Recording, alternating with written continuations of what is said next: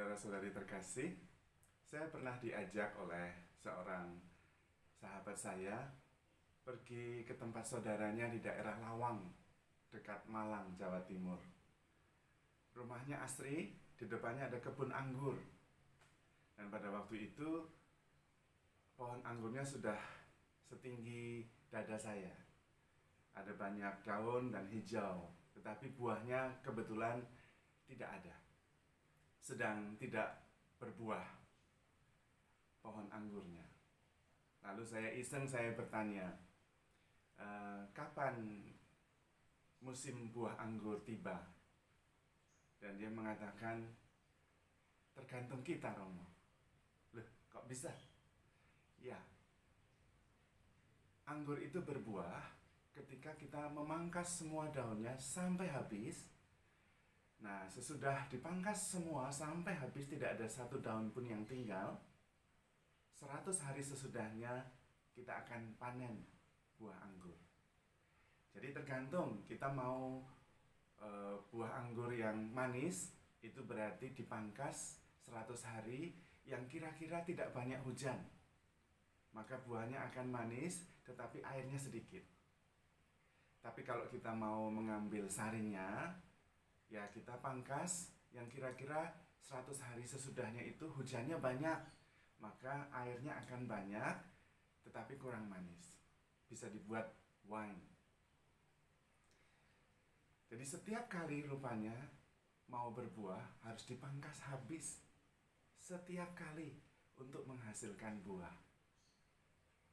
Tentu saudara-saudara sekalian mengerti maksud saya mau berbicara kemana. Itulah gambaran tentang hidup kita. Kita itu sebagai murid Kristus harus menghasilkan buah. Tetapi setiap kali mau menghasilkan buah, kita harus dipangkas habis. Setiap kali. Tentu kita kemudian protes. Kalau begitu, kita menderita terus dong. Nah, ini yang penting. Mengikuti Kristus memang harus mengubah mindset. Dan rahasia ini besar. Tidak semua orang memahami. Tuhan Yesus sendiri mengatakan, "Aku bersyukur kepadamu ya Allah, karena rahasia kerajaan Allah kau nyatakan kepada orang kecil dan sederhana, dan kau sembunyikan bagi orang bijak dan pandai." Hidup kita ini yang paling penting menghasilkan buah, bukan senang-senang. Jadi kalau kita fokus menghasilkan buah, ya harus siap, konsekuen. Tetapi jangan khawatir, karena pasti menghasilkan buah sesudah dipangkas habis. Asal kita melekat pada pokok anggur, yaitu Yesus. Selain itu, memang ini adalah rahasia. Apakah berarti kalau kita mengikuti Kristus lalu tidak bahagia? Tidak, justru berbahagia. Hanya mindsetnya yang berbeda. Mengikuti Kristus berbahagianya dengan menghasilkan buah itu.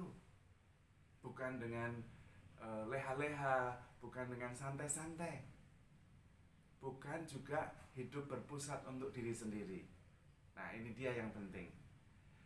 Fokus menghasilkan buah, bukan fokus pada diri sendiri. Barang siapa mau menyelamatkan nyawa, dia akan kehilangan nyawa. Barang siapa hidup egoistik, justru dia yang tidak bahagia. Dan kita sendiri mengalami, bukan? Bahwa kebahagiaan kita yang terbesar adalah ketika bisa membuat orang lain tertawa terbahak-bahak. Ketika kita bisa membuat orang lain merasa damai, merasa bersyukur, merasa berarti hidupnya. Semakin kita hidup menghasilkan buah, semakin kita berbahagia. Meskipun untuk menghasilkan buah itu kita harus dipangkas, terutama ego kita.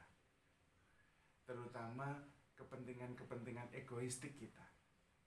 Karena memang hidup kita bukan untuk diri sendiri. Tuhan mengatakan bahwa kalau kita hidup untuk Tuhan. Kalau kita mati, kita juga mati untuk Tuhan. Tidak ada orang yang hidup untuk dirinya sendiri. Maka keliru kalau kemudian pertama-tama kita mencari kebahagiaan kita sendiri dulu. Tidak bisa. Bahkan tidak mungkin. Itulah rahasianya sebetulnya. Bahkan dalam hidup kita bersama, misalnya berkawan, kalau pada waktu berkawan kita mencari lebih dulu kepentingan kita, persahabatan menjadi tidak membahagiakan dan rapuh. Juga perkawinan, kalau kita pertama-tama mencari perhatian untuk diri kita sendiri, pertama-tama mencari kebahagiaan kita sendiri, malah tidak bahagia. Tetapi kalau kita fokus membahagiakan pasangan, itu sebagai buah anggur yang manis untuk pasangan, kita malah justru mendapatkan perhatian, cinta, rasa syukur. Itulah rahasianya. Mengikuti Yesus justru harus mengarah kepada orang lain, menghasilkan buah. Dan untuk menghasilkan buah harus dipangkas segala-galanya. Dan itu terus-menerus. Tetapi bukan berarti kita tidak bahagia. Jangan fokus pada dipangkasnya, tetapi fokus pada menghasilkan buahnya. Dan pada waktu menghasilkan buah itulah kita memberikan kebahagiaan orang lain. Dan itulah kebahagiaan kita yang tertinggi. Karena kebahagiaan yang mengalir dari hidup yang bermakna. Karena itu Yesus mengajarkan hal ini. Untuk menjadi pengikut Kristus harus berlatih menyangkal diri, memikul salib, dan mengikuti Kristus. Kristus sendiri menempuh jalan itu. Tetapi sekali lagi, ini rahasianya. Bukan kemudian segala-galanya hanya berisi korban saja. Tidak. Justru kebahagiaan sejati di situ. Kebahagiaan kita justru ketika bisa membuat orang lain berbahagia, membuat orang lain merasa damai, membuat orang lain merasa nyaman. Itulah kebahagiaan kita.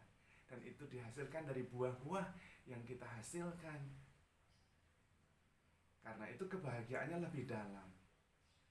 Seperti tadi saya mengatakan, kalau kita terbalik cara mendapatkan kebahagiaan malah tidak dapat.